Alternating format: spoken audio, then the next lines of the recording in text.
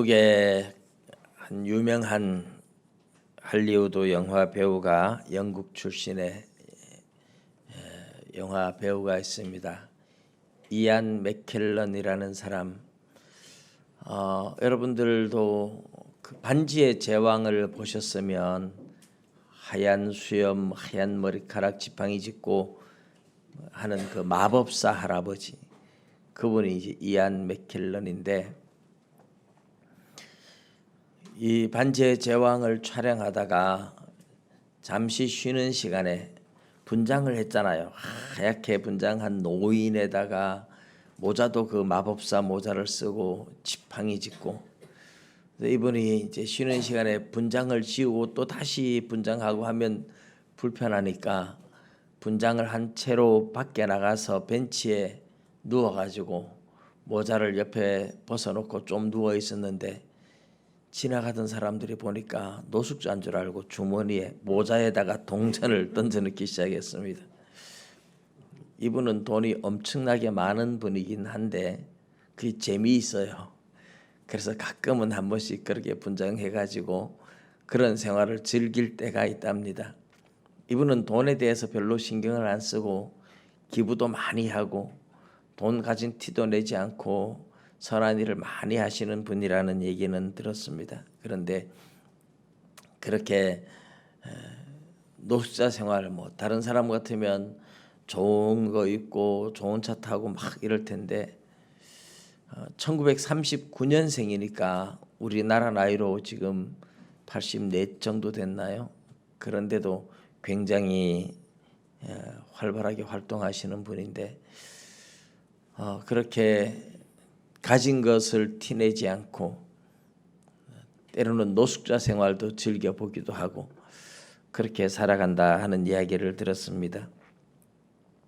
근데 우리나라에 가끔 가다가 노인들이 이렇게 그 노인들은 어떻게 해서 그런지 모르겠지만 까만 비닐봉지를 머리에 덮어 쓰고, 그리고 이제 젊은이들한테 손을 벌려서 동냥을 하시는 분들도 봤습니다. 근데 이제 아는 사람들이 하는 말이 저 노인은 돈이 많다는 거예요. 집도 2채나 되는데 저렇게 하고 다니고 싶을까? 이렇게 일부러 탁 떨어지는 옷 입고 머리에 까만 비닐봉지 덮어 쓰고 그렇다고 지팡이 짚은 것도 아니고 멀쩡한 2다리 가지고 있는데 건강한데 다니면서 동냥을 얻는 거예요. 가끔 가다가 그렇게 동냥하는 사람들에 대해서 아는 사람들이 저 사람은 집이 몇 채다, 돈이 많다 이런 이야기를 할 때 왜 그렇게 다닐까? 왜 없는 척 할까? 왜 거지인 것처럼 할까? 이제 그런 생각이 들 때가 있죠. 내 손으로 다르게 돈 벌 방법이 없으니까 돈에 대해서 그런 생각이 나는지 모르겠습니다. 어떤 사람들은 아프지 않은데 또 꾀병을 부리는 사람이 있어요. 꾀병을 불러가지고 이제 꾀병을 부리니까 아들이 없을 때 며느리 앞에서는 밥도 잘 먹고 전화도 잘 받고 잘 걸어 다니다가 아들이 회사 갔다 돌아오면 갑자기 너무너무 아픈 척하고 이러니까 며느리가 볼 때 시어머니가 너무 꾀병을 부리는 게 너무 티가 나는 거예요. 그러니까 이제 싫어지는 거죠. 그래서 고부간의 갈등, 부부간의 갈등이 또 많이 일어나는 그런 가정들도 보았습니다. 꾀병을 부리든지 가짜 거지 행세를 하든지 간에 사람은 결국 다 들통나게 되어 있죠. 그리고 아는 사람은 다 알아요.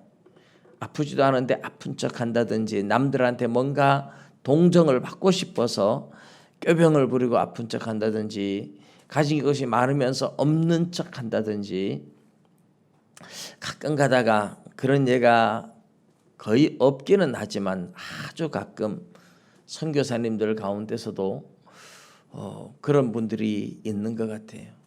우리 필리핀에 계시는 김재열 선교사님이 필리핀에 그런 분이 한 분 있다고 성토를 하는 것을 들었습니다.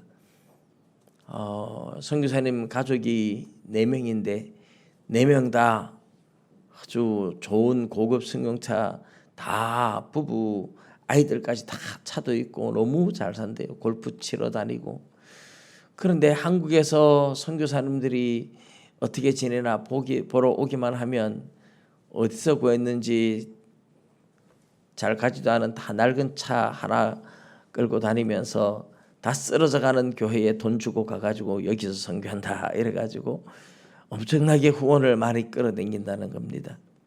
그래서 정말 정직하게 열심히 선교하시는 분들은 선교비를 얼마 받지도 못하고, 그리고 위장 선교하는, 실제로 선교도 제대로 하지 않고 놀러나 다니면서 막 굉장히 힘든 척하고 이래서 남들을 속여가지고 엄청나게 후원금을 받아내는 아주 기술 좋은 선교사님들도 있다, 이런 얘기를 하는 것을 들었습니다.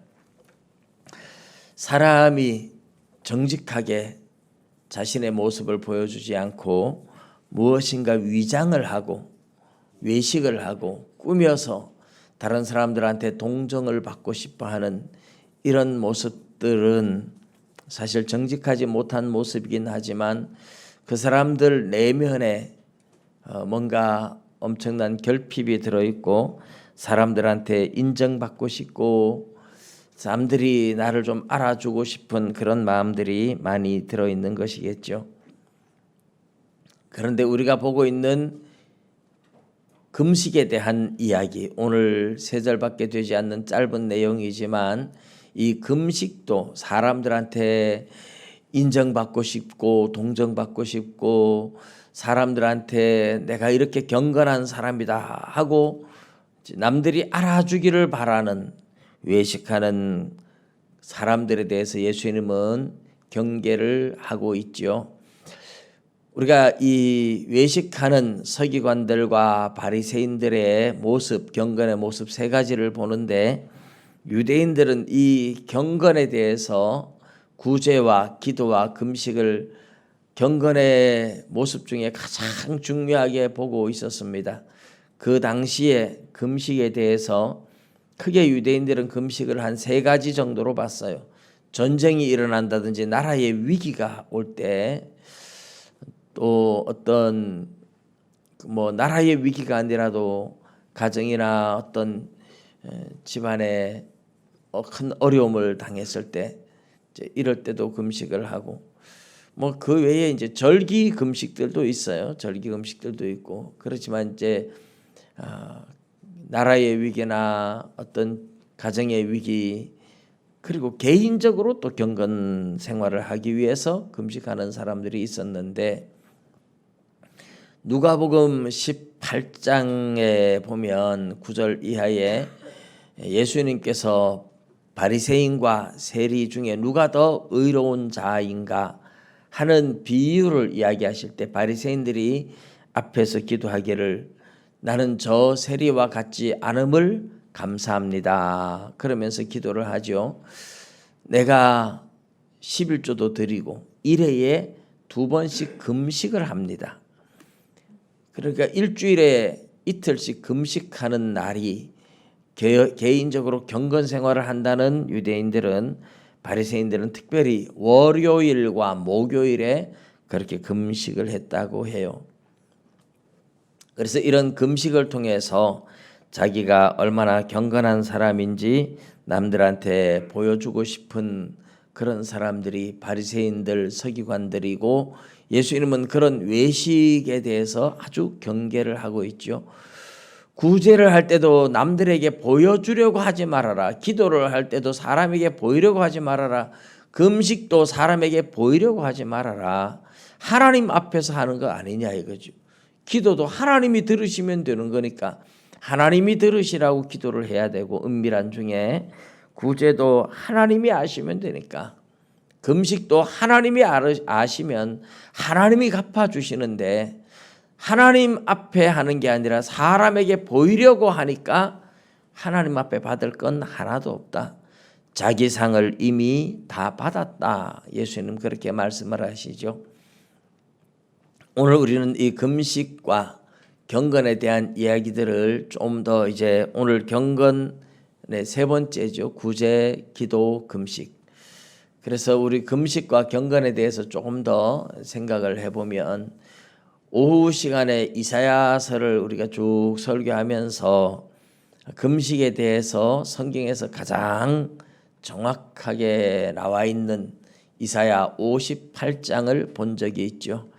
이사야 58장에 보면 유대인들이 금식하는데 하나님이 나는 그런 금식을 기뻐하지 않는다. 내가 기뻐하는 금식은 이런 것이다 하고 이야기를 합니다.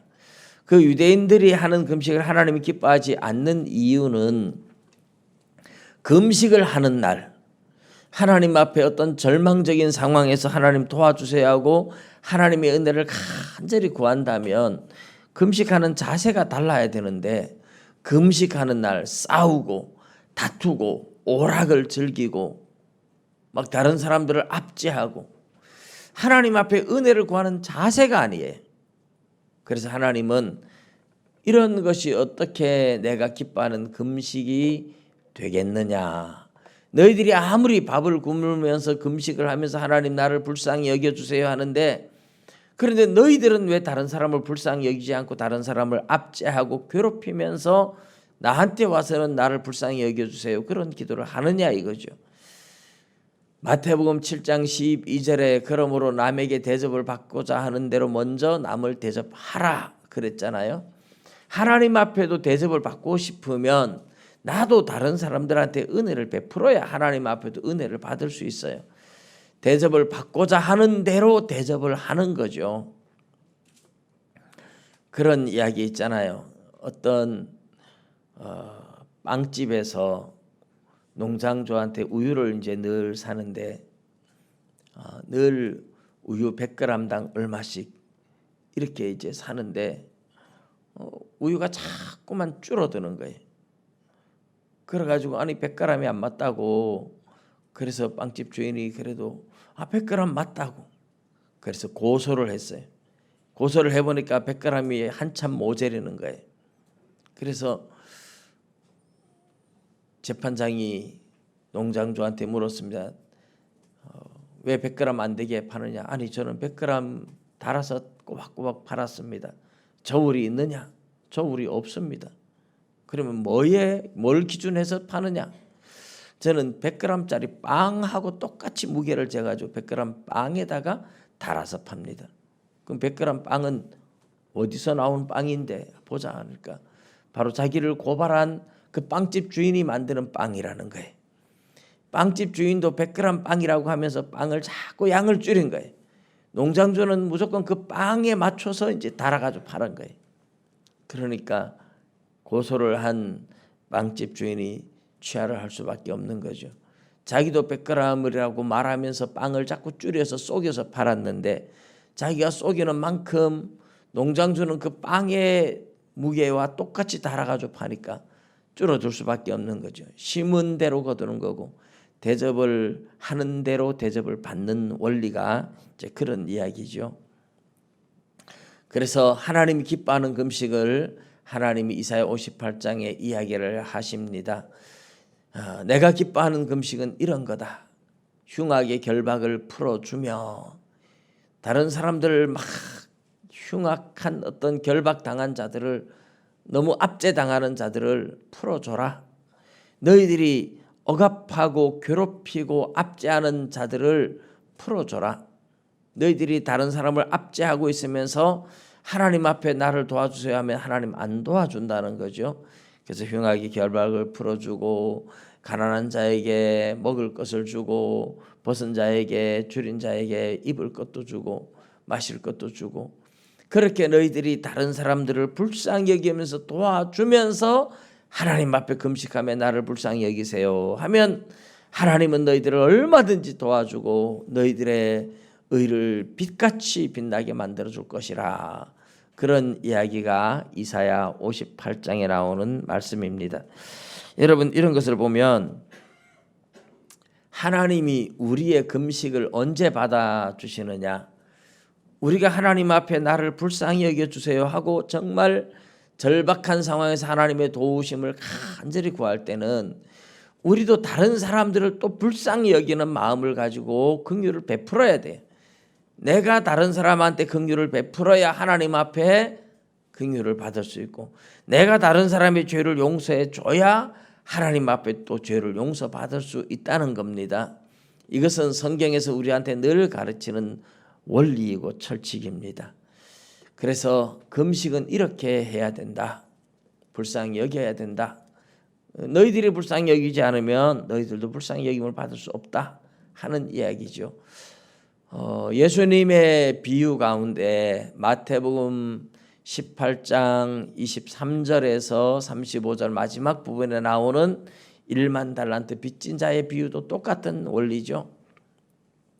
왕이 신하가 1만 달란트 빚져서 재산 다 팔고 아내와 자식까지 다 팔아서 빚을 갚아라. 그러니까 나한테 제발 좀 참아달라고 내가 갚겠다고 애걸을 하니까 불쌍히 여기고 1만 달란트 빚진 자를 풀어줬어요. 근데 1만 달란트 빚 탕감 받은 신하가 너무 기쁘잖아요. 그런데 나가다가 친구 하나 만났는데 100데나리온 빚진 친구를 만났어요. 멱살이를 잡고 빨리 갚아라. 참아달라고 내가 꼭 갚겠다고 그러는데 이 불쌍히 여기지 않고 감옥에 갔다가 집어넣어 버렸어요. 감옥에 갔다가 집어넣어 버렸는데 이것을 보고 다른 친구들이 너무 안타까워서 이야기를 합니다. 이렇게 그 친구가 1만 달란트 빚을 탕감받고도 친구 100데나리온 빚진 친구를 용서하지 않는다. 그리고 왕이 불렀습니다. 그 신하 다시 불러오너라. 내가 너를 불쌍히 여기는 것처럼 너도 너의 친구를 불쌍히 여겨야 되지 않느냐? 네가 네 친구를 용서해 주지 않으니 나도 안 되겠다. 1만 달란트 다시 갚아라. 그래서 감옥에 집어넣었다고 말하죠. 하나님 앞에 죄를 용서받고 구원 얻은 우리가 이제 구원 얻었다 하지만 우리가 다른 사람을 용서하지 않으면 하나님도 다시 우리를 용서하지 않겠다고 하는 것과 똑같습니다. 1만 달란트 100데나리온 차이가 얼마나 많이 날까요? 100데나리온은 하루 품삯을 한 데나리온으로 보니까 노동자 품삯을 한 15만 원쯤 잡아도 1,500만 원 정도밖에 안 되는 거예요. 근데 1만 달란트는 금 1만 달란트 오늘날 계산해 보면 약 35kg 정도 되는 금이에요. 금 한 돈이 3.75g이잖아요. 한 돈이 뭐 한 30만 원 정도로 예상을 하면 적어도 한 2,700조 정도 돼요. 2,700조. 여러분 보통 사람이 1,000조 뭐 이러면 상상도 하지 못하잖아요. 아니 우리는 뭐 1조도 상상하기 어려운 돈이죠. 평생 벌고 뭐 다 힘을 합해도 1조는 근처도 가기 어려울 거 아닙니까? 그런데 1조도 아니고 100조도 아니고 1,000조도 아니고 3,000조 가까이 되는 돈이 오늘날로 환산하면 그래요. 그런 돈을 탕감받았으면 너무너무 감사해서 얼마든지 뭐 한 1,500만 원 정도 그냥 탕감해 줄 수 있을 거 아닙니까? 그런데 나도 하나님 앞에 큰 죄를 용서받고 구원 얻었는데 다른 사람의 작은 죄들을 용서하지 못하고 마음에 꽁하고 평생 품고 살고 미워하고 원수처럼 여기고 그러면 하나님 앞에 우리는 다시 용서받을 수 없다는 겁니다. 그러니 우리가 용서받은 것처럼 용서해야 되는 줄로 믿습니다. 이런 원리가 경건의 원리예요. 금식의 원리도 그렇고 모든 경건의 원리가 그래요. 기도도 그랬잖아요. 기도도 다른 사람의 죄를 용서해 준 것처럼 우리 죄를 용서해 달라고 했잖아요. 기도도 그렇고 금식도 그렇고 구제도 말할 것도 없습니다. 다른 사람들을 불쌍히 여기는 마음이 있어서 진정한 구제가 이루어지는 건데 불쌍히 여기는 마음이 없다면 구제 생활을 할 수 없겠죠. 근데 경건은 이렇게 다른 사람에 대한 긍휼의 마음이 있어야 되고 하나님 앞에 용서받은 그 은혜에 대한 감사로 세상에 은혜를 베풀고 하나님 앞에 감사하고 하나님과 깊어지는 관계로 나가는 건데, 그러나 이런 경건 생활을 자기 이익의 재료로 생각하고 외식하고 있는 바리새인들, 서기관들, 예수님은 이들에 대해서 경계를 하면서 너희들은 그 사람들보다 나아야 된다. 바리새인들과 서기관들보다 너희 의가 더 낫지 못하면 결코 천국에 들어갈 수 없다라고 말씀을 하셨댔잖아요. 이 경건에 대해서 디모데전서 6장 5절과 6절에 보면 잘 설명해 주고 있습니다. 사람들의 마음이 부패해져서 진리를 잃어버려 경건을 이익의 방도로 생각하는 자들의 다툼이 일어난다. 디모데전서 6장 5절에 보면 그런 얘기를 해요. 사람들이 하나님의 말씀을 순종하지 않아서, 이제 디모데전서 6장 1절부터 보면 그런 원리예요. 하나님의 말씀에 순종하며 살아야 되는데 남들 보고는 순종하라고 하고 남들은 판단하면서 자기는 순종하지 않았어요. 말씀에 순종하지 않고 살아가니까 진리를 잃어버리고 마음은 부패해지고 타락해지고 경건은 이익의 방도, 이익의 수단으로만 생각하는 사람들이 생겨났다. 그래서 그런 사람들이 이익의 수단으로 생각하니까 서로 막 다툼이 일어나고, 그래서 여러분 이익의 수단이라는 것, 이 포리스모스라는 헬라어인데 이익 또는 이익의 수단, 이익의 방법 이런 표현인데 경건을 이익의 수단으로 생각을 해요. 이게 뭐를 의미하느냐 하면 초대교회 당시에 이제 하나님의 말씀을 전하고 또 경건의 능력이 있다고 하는 사람들이 다른 사람들한테 말씀을 전하고 기도해 주면서 그걸 하나의 돈벌이 수단으로 생각하는 사람, 이렇게 돈벌이 수단으로 생각하는 이런 것들이 이제 경건을 이익의 수단으로 생각하고 이익의 방도로 생각하는 사람들이죠. 그래서 경건을 가지고 내가 이렇게 경건한 사람이야, 나한테 와서 배워야 돼 이러면서 돈벌이로 생각한다든지 또 어떤 명예와 권세를 얻는 수단으로 생각을 해서 이런 자리 다툼이 일어나는 것이라든지 이런 것들이 전부 다 하나님과의 나와의 진정한 경건의 능력이 아니라 하나의 이익의 방도로 생각하는 거죠. 경건이라는 말은, 유세베이아라는 이 경건이라는 말은 하나님에 대한 두려움 속에서 하나님을 공경한다는 그런 의미가 있어요. 하나님을 두려워할 줄 아는, 하나님을 믿고 믿음으로 살고 하나님을 공경하고 하나님을 두려워하고 하나님을 경외하는 이런 것들을 이제 경건이라고 불러요. 그래서 하나님을 정말 두려워할 줄 알고 하나님을 지극히 높인다면 경건은 어떤 모습으로 나타나야 돼요? 말씀에 순종하는 모습으로 나타나겠죠. 그게 하나님을 두려워할 줄 아니까 말씀 한 말씀 한 말씀, 지극히 작은 말씀 하나라도 행하며 가르치는 자들이 될 겁니다. 그런데 말씀에 순종하지 않고 마음이 부패해지면 진리를 잃어버리고 자기는 하나님 말씀에 하나도 순종하지 않으면서 제일 경건하고 제일 거룩한 사람인 척 하는 거죠. 그래서 남들을 다 가르치려고 하고 남들한테 이제 자기가 제일 높은 척하고 잘난 척하고 이렇게 변질되는 거죠. 금식을 외식으로 하는 사람들도 자꾸 그렇게 금식을 통해서 내가 이렇게 경건한 사람이라는 것을 자꾸 드러내고 결국 그런 것을 가지고 이익의 수단으로 사용하는 사람들이죠. 디모데전서 6장 6절에 보면 재미있는 표현이, 그러나 자족하는 마음이 있으면 경건은 큰 이익이 된다. 똑같이 포리스모스라는 단어를 써요. 경건을 이익의 수단으로 생각하는 사람들, 그들은 다투는데 경건을 이익의 수단으로 생각하지 않고 이익에 대해서 자족하는 마음, 그냥 있는 것에 감사하고 현재에 만족할 줄 아는 사람들이 진짜 경건을 가지면 그 경건은 오히려 그 사람들한테는 큰 이익을 준다는 뜻입니다.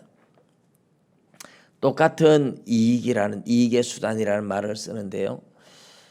경건을 이익의 수단으로 생각하는 순간 경건은 이익의 수단이 전혀 되지 않고 다툼을 일으키는 일밖에 일어나지 않아요.